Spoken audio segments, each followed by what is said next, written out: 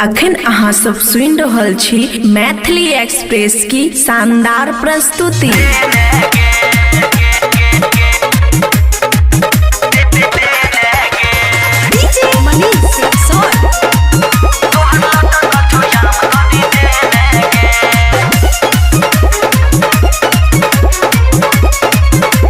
खुशी recording studio बलुआहा।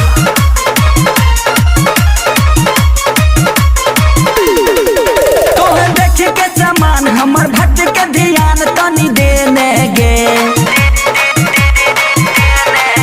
तोहर देख के समान हमर भक्त के ध्यान तनी देने गे, तोहर देख के समान हमर भक्त के ध्यान तनी देने गे, तोहर लटकल छो याम तनी देने गे, गई गई लटकल छो याम तनी देने गे।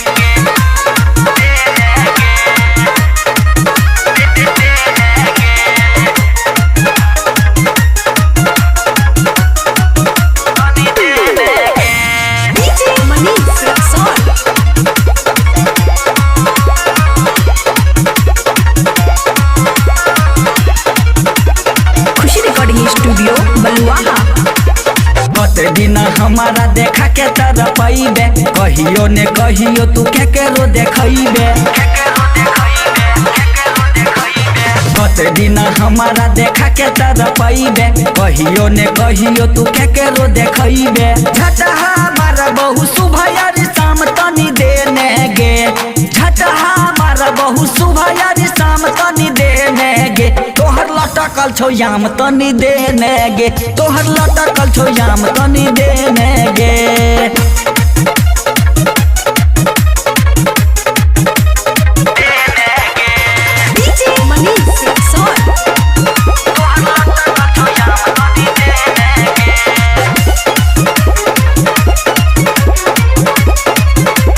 खुशी रिकॉर्डिंग स्टूडियो बलुआहा।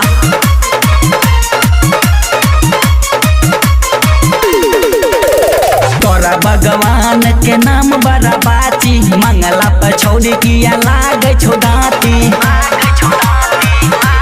गए गए तोरा भगवान के नाम बड़ा बाची, मंगला पर किया छोड़ी लागे छो दाती। संतोष साजन अमन खाओ सुबह शाम तनी देने गे, संतोष साजन अमन खाओ सुबह शाम तनी देने गे, तोहर लटकल छो याम तनी देने गे, तोहर लटकल छो आम तनी देने गे, तोहर देख के समान हमर भक्त के ध्यान तनी देने गे, तोहर देख के समान हमर भक्त के ध्यान तनी देने गे, तोहर लटकल छो याम तनी देने गे, गई गई लटकल छो याम तनी देने गे।